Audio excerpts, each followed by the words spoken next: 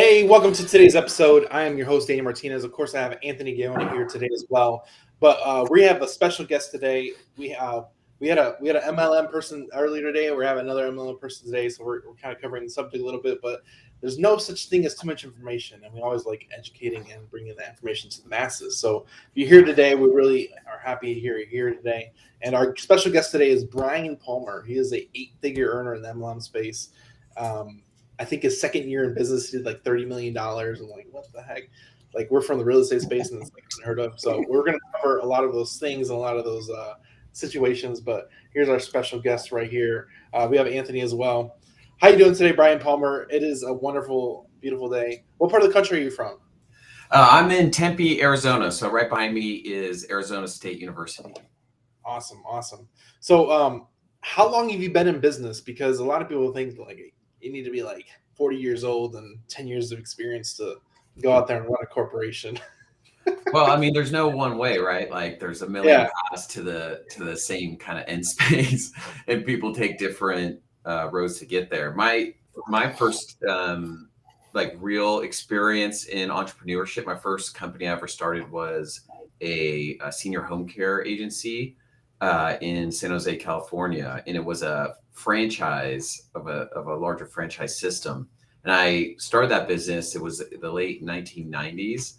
And for the people that are old enough, they'll know that that was right around the time the dot-com bubbles burst and exploded. And I was in the Bay Area working in tech at the time, and lots of layoffs started happening. And so I was kind of concerned about my future and having some control over how the events unfolded in my life. And so I started looking at businesses to start.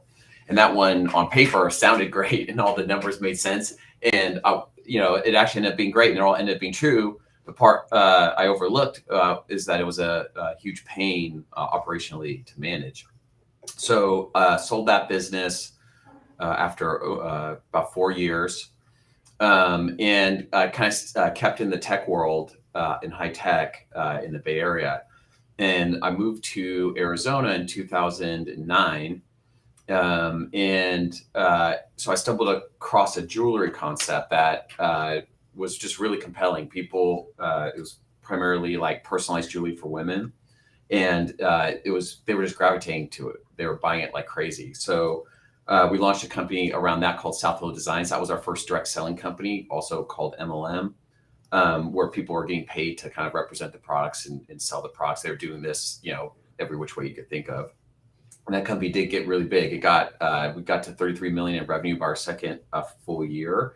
And so, it got big fast, and it created a million operational problems for us. So one of the problems was a lot of our growth was international. So ironically, like 70% of our revenue was in Canada, and then 20% was in Mexico. And then we had some in the European Union, some in the Republic, and then some in the US.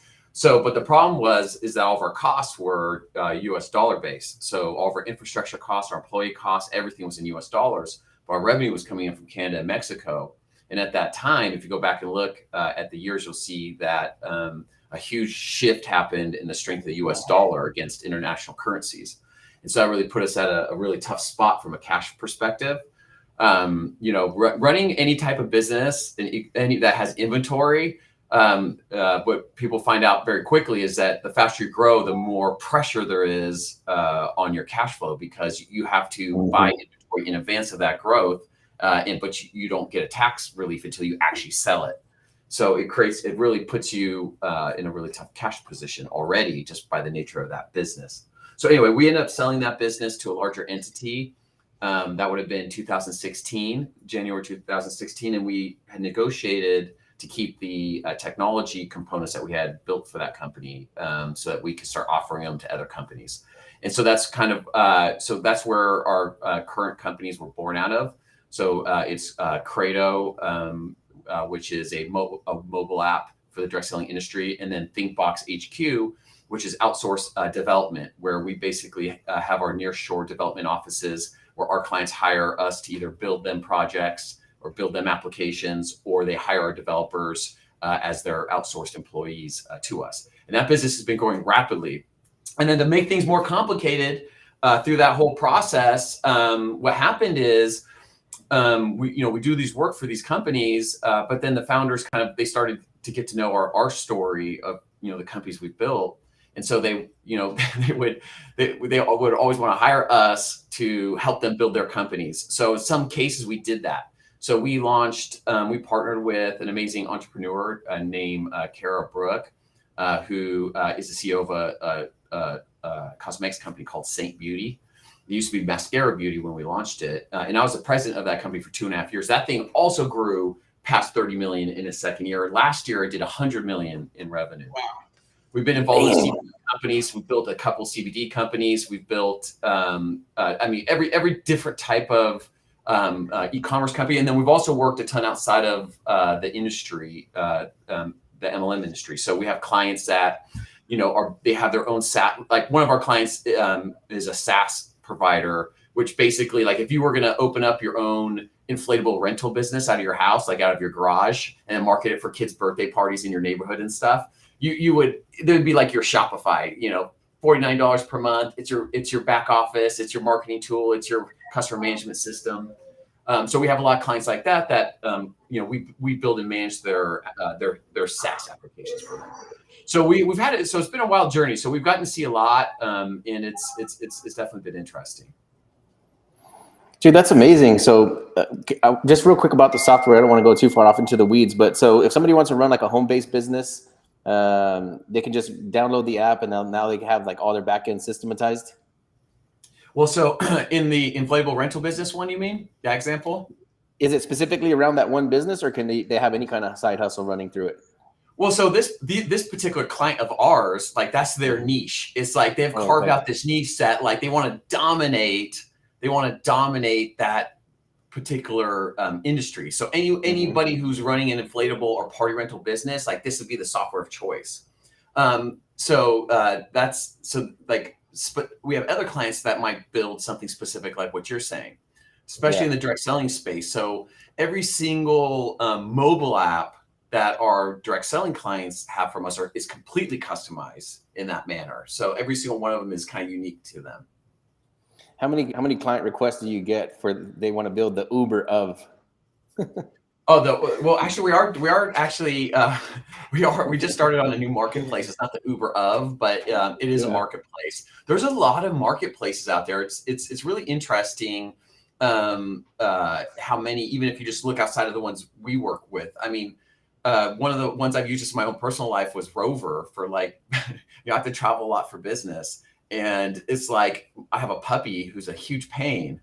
And like, I can't wish that horror on any of my friends and family. So I found Rover, and you could just get a pet sitter, and it's like the Uber of, multi-day overnight pet sitting. So it's a huge trend. The kind of gig economy component. So we've seen a ton of that.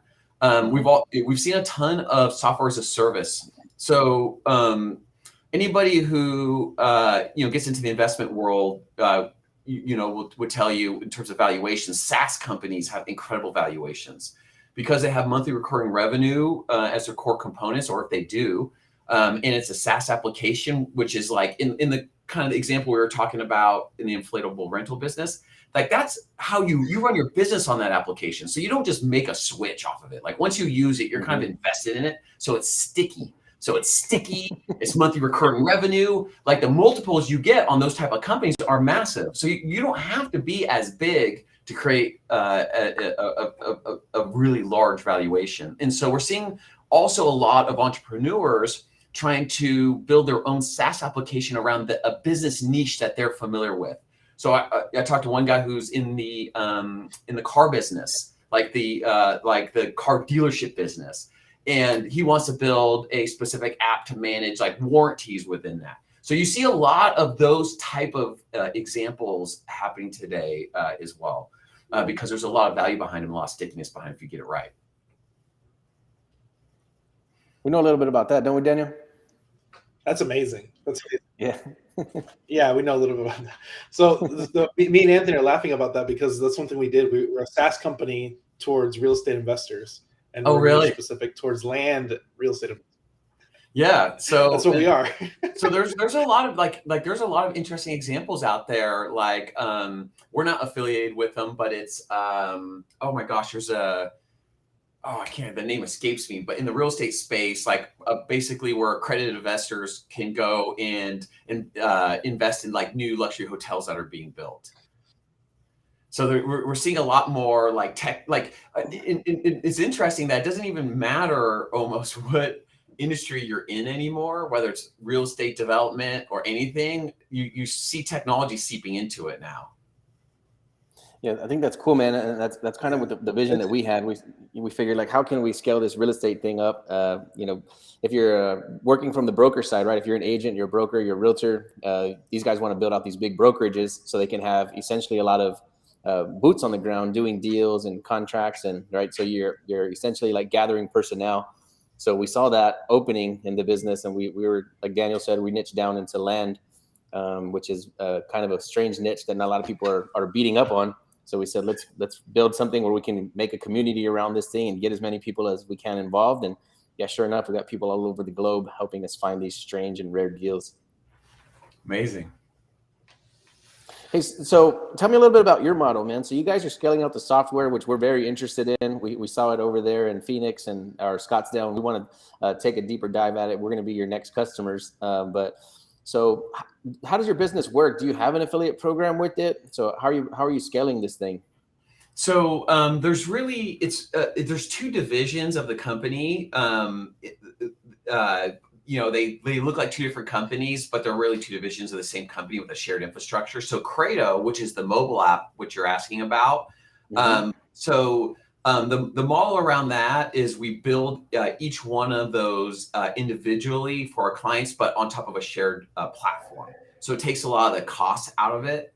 And we basically customize that for the client. And then what we do is we try to help provide examples of how to create repeatable systems within the app.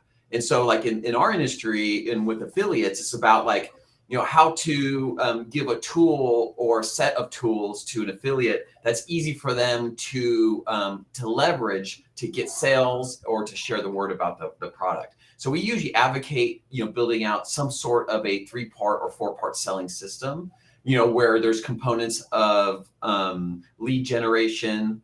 There's components of kind of like taking a lead and then like converting it to a first sale. So like moving it, the prospect along the process.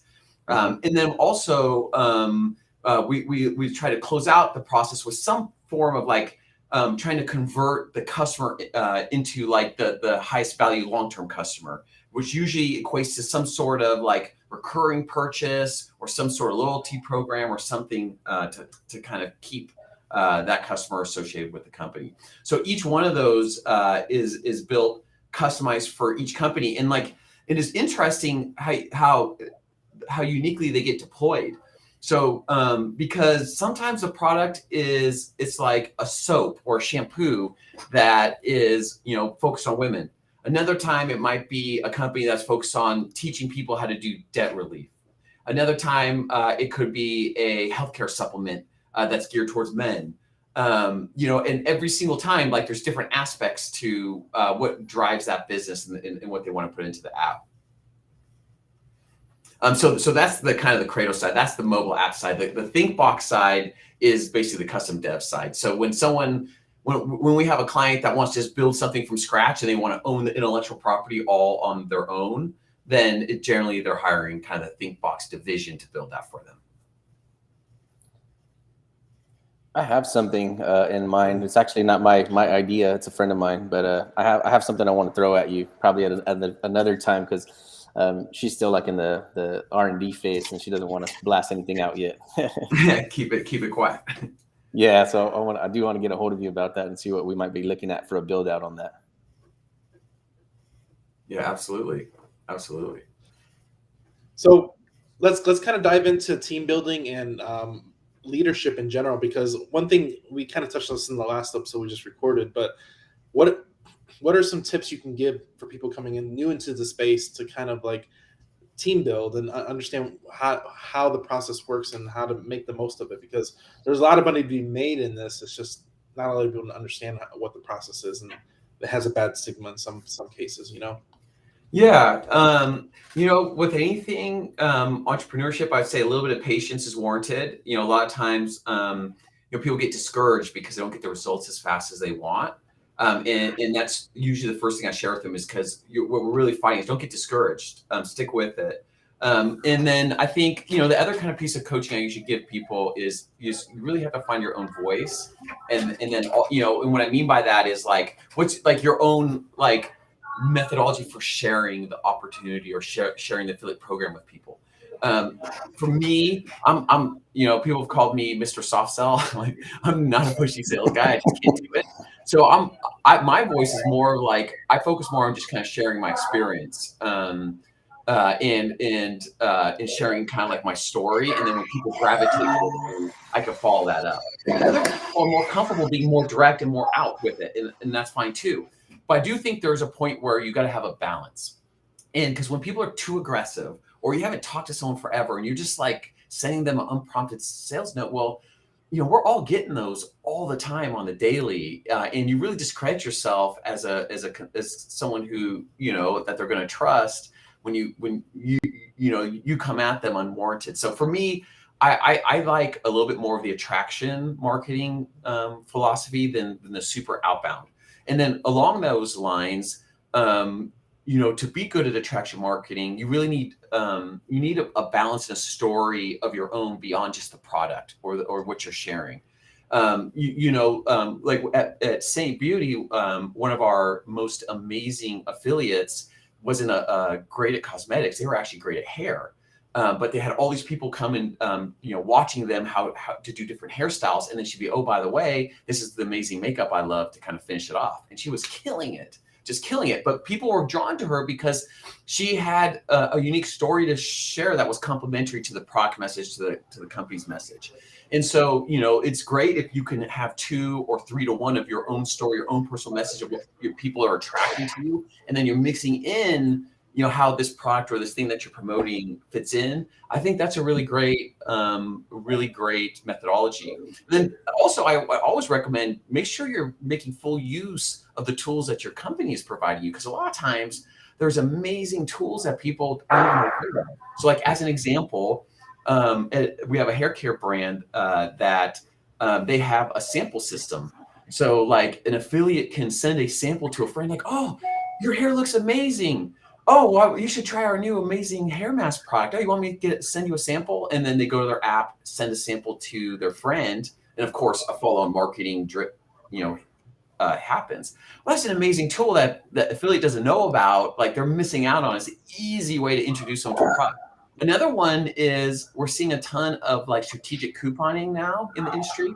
What I mean by that is doing things like give 10, get 10 program. So you give like a discount code to your affiliate so they could give a $10 coupon on the customer's first purchase, right? So like additional kind of strategic couponing, a lot of times that's available to these affiliates, and they can use that to a lot of times to sign up new affiliates and used to build their team, but they're unaware of because they haven't really got into the tools of the company. So that'd be the other thing I tell people is make sure you're leveraging the tools you have to build out your team. And then probably the last thing is if you do want to build a team, you got to make sure you're willing to kind of be there for them. So, think about how you're going to communicate with your team, how you're going to keep them in the loop, and how you're going to add value to their lives. Because the more value you add to their lives, the more you're going to draw more people into that group. So it sounds like you got a bunch of like organic strategies, right? And then you build out these companies to 8 figures, 9 figures. If you don't have a necessarily a warm network to push this stuff out, where do you start cold? Do you start like on social? Are you running paid advertising or promotion to other companies like B2B? Yep, you could do that. So you have paid advertising, of course. You could do strategic social media advertising. You could do strategic partnerships with other companies that are complementary. It used to be years ago where, companies wouldn't allow people to represent more than one company, but that's not the case anymore. It actually makes a lot of sense to represent multiple companies. And then the third thing that you would see, you guys might have heard a little bit about this at the conference you were at, is building a presidential founding group. So the idea being, if you could find a handful of professionals who are excellent at marketing and building out teams, have a history of it, have a following, not a following that just like they snap their fingers, they come over. That's not really real, but like they know how to have a following, they know how to leverage it to jumpstart a team in a new company. Coming up with a strategic plan to bring on a handful of those type of leaders is probably a third leg of that stool, and is infinitely helpful. Yeah, man, that's what we're actually looking at right now. Is for one, some looking for some presidential founders, and then also we talked to them over there at what's the name of the company over there, Hannah Shea? Yeah. So Hannah Shea, to hire like a director of sales type candidate. Yeah, because I think that's where we are right now in our business, man. So the real estate side's healthy, the software side is healthy. We're pushing on 400 subscribers like in 15 months, which is nothing to write home about, but it's pretty cool to take it from scratch, to hear where we are. Almost little to no advertising dollars. It's just like word of mouth. But yeah, I think we're getting to that stage right now. Is we're ready for some growth. We can handle the influx of new people. Teams are growing. So yeah, if somebody came in on board that had a lot of experience that can run these large scale companies, I think our model is closest to like a EXP or a Keller Williams or a Rio, where they're like these real estate MLM type companies. Those are actually brokerages, and a lot of the people in our company are not licensed, but some of them are. Oh, interesting. So yeah, we're looking at some of those scaling companies this have thing. just been exploding in growth, haven't they? Yeah, so that's what we've been watching. We didn't do it to model off of them. Actually, I didn't even know they had the model until we launched ours. But I think it's pretty cool to be doing what we're doing without the license. It kind of cuts out some of the red tape and some of the limitations where a broker makes 3 to 6%. Sometimes on some deals we're making 1,000%. So right. Yeah, very curious to see what happens when this thing scales up. Yeah, for sure. So what else can we do, man, to like leverage? I mean, I think you have just a brief overview of our model, right? And if you were going to start to promote a company like ours, right? Let's put it to the test, where we have a SaaS model based around a real estate niche. What would you do, or what do you suggest we might do to take this thing to the next level? Well, I think identifying the right staff and people from a director of sales component is a huge jump start. So that's a key component for sure. I think having a comprehensive soft launch marketing strategy that encompasses some of the different pieces that we've discussed, from paid ads to social media strategy, and then additionally, be thinking about creating maybe a package for those leaders that you can attract, giving them some sort of additional benefit for taking a risk on you, because really that's what they're doing. They're making a bet on you guys as a company, and as like a long-term spot where if they do in fact build, they can really benefit financially long-term. So I think creating maybe like a package for those presidential founding folks as well is big. And I think kind of putting it all together in terms of like a compelling launch is really helpful.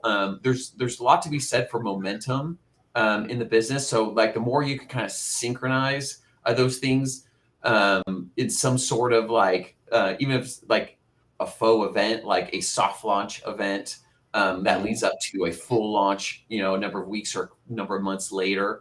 These are practices we've seen do really well because they help kind of create this perpetuation of excitement, and people want to check it out and what's going on, and then it also keeps the team focused so that you're synchronizing all of that, from a marketing and sales perspective into the same kind of strategy. Yeah, I like it. Do you have anything, Daniel? Yeah, I'm kind of waiting, but what does it take? Because a lot of people, there's different levels of business, and a lot of people hitting $1 million is a big milestone that a lot of people are trying to attain. But what does it take, mentally, personnel wise, to even hit these 10 million plus numbers?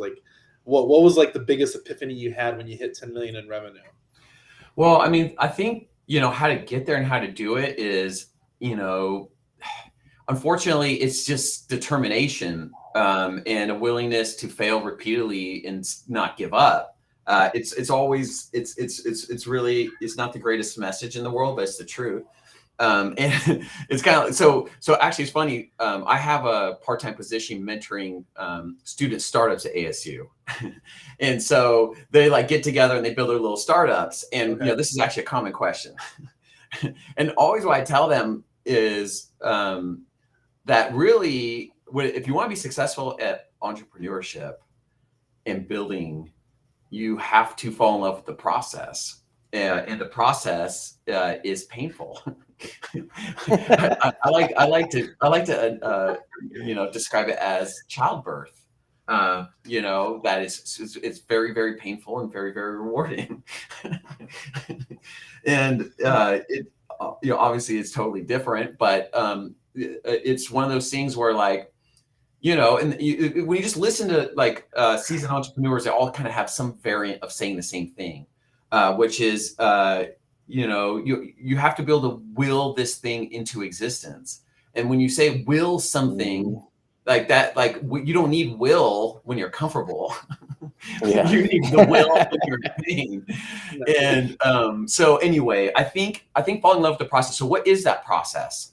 The process can mean a lot of different things to a lot of different people. They talk about lean manufacturing and all these different things. I think, you know, you could do a podcast probably on the process, a whole series on just the process. But I think the thing that that's always stuck with me is part of the process is that likely whatever like your immediate idea is, it probably is going to change. It probably needs to change or be altered. Like you're just not aware of it yet. The information hasn't been revealed to you yet. The unfolding of the market hasn't revealed itself yet. And so a lot of times what we make the mistake of as entrepreneurs is falling in love with that original idea and exactly the way it is, and not allowing it to change and morph, you know, over time. It's kind of like another old saying is like, what I've always liked is, I'd rather give a B plan to a group of A players than give a plan to a group of B players. And the reason why I'd rather give a B plan to a group of A players is because the A players will fix it and they'll turn it into an A plan. That's a good one, dude. A plan to a group of B players, they'll screw it up and they'll screw up the plan and they won't execute it right.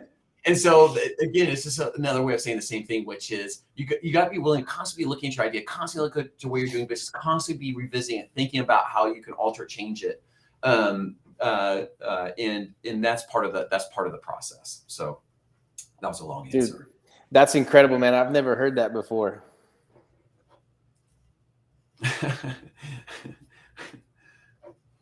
I'm really glad you mentioned that, because a lot of people think like it's a will. Like there's difference between entrepreneurs and everybody else. Entrepreneurs, they have a stronger will than everybody else, and they're an unstoppable force in their own. And it's a good and a bad thing, but that's what it takes in most cases. And I'm really glad you mentioned that, because everybody wants the silver bullet. Everyone wants the silver bullet. What's the silver bullet? How do I get there? I'm like, it's like really strong will and stubbornness.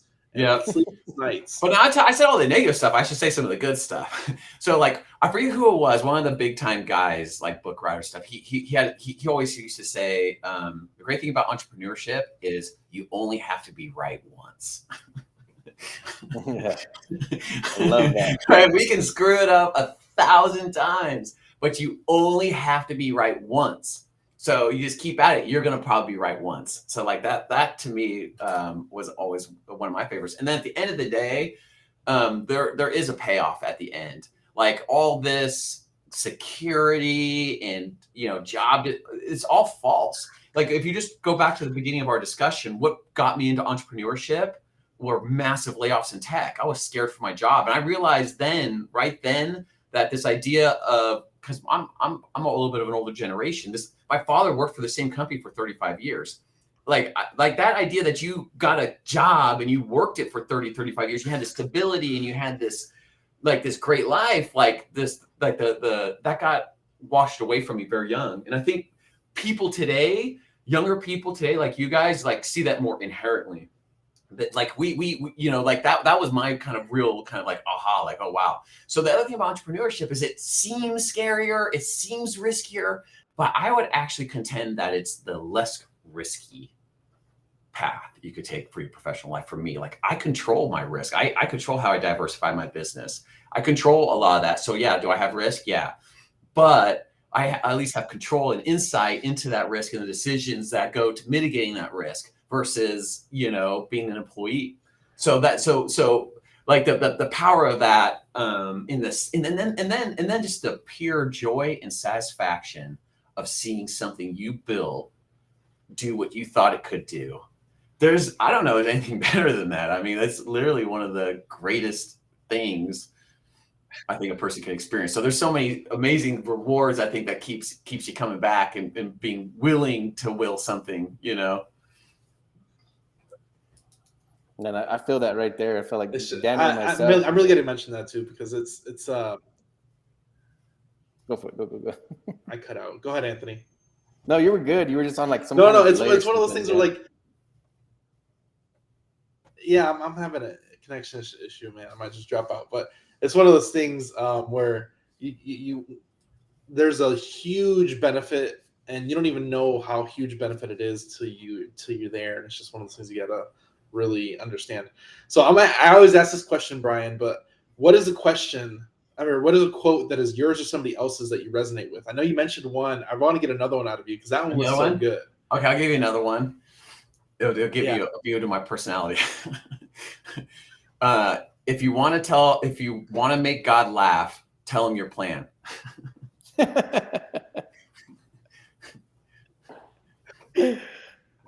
Wow. Okay. That was a good one. Okay. And that was a good one. Okay. Is there any books you recommend as far, because we have a lot of readers here that like educating themselves. For sure. I'll tell you one. I read 100 business books in 1 year. I don't know why I did that. I got in my head to do that. So I have plenty of recommendations for you. But I would say Blue Ocean Strategy is something that any entrepreneur should read. Definitely changed my thought process and understanding a lot. So I think that's a brilliant book. I like books on creativity. So the book Originals I find to be very compelling. I liked it a lot. If you like biographies, there's a good Elon Musk one I like. The Pixar creator has an amazing one. Shoe Dog, which is a story of Nike, another really great book. If you're into like the stories, how the companies get built, I really like those. But you know, in terms of like, if I could only make one recommendation, I would say Blue Ocean Strategy. That book probably changed my thought process more so than any other.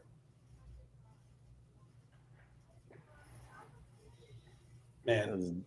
So I'm really glad you mentioned that, because like I've heard that a few times, and I've been looking for a next book. Me and Anthony, we just finished a book that we read somewhat cohesively, so that's probably the next book we got to read. I've heard that one a few times, so I was just like, okay, we gotta make it happen. I really appreciate your time. Any last questions? No, nothing from me. Thanks for having me, guys. Yeah. I was just going to ask real quick, man. Have you released a book yet? Do you have any content that you push out like that at that scale? No. You know, funny story is I did attempt to write a book, and it was so bad I had to throw it in the trash. I reread it. I was like, oh my God, it's garbage. It was just garbage. So yes, I wrote a book, but I didn't really let anyone other than this editor to help me write it, read it, because it was just terrible. It was a preachy mess. But I'm gonna try to at some point again. All right, that was going to be my next question, with some tips on a book. We're writing a book right now. I think we're about 3/4 of the way done. So I was going to ask you for like a launch strategy, but I think I'll skip that one. Oh yeah, you got to skip. I Led Zeppelin mine into the ground. All right, Brian. Yeah, man. I'm going to stay in contact, man. Like I said, we want to talk about Credo. I don't know if you had time to deep dive on that real quick, but yeah, I will definitely be in touch. We want to take a look at that. Okay. Well, hey, thanks for having me. This has been great. Awesome, brother. Thank you. See you soon. Take care, guys.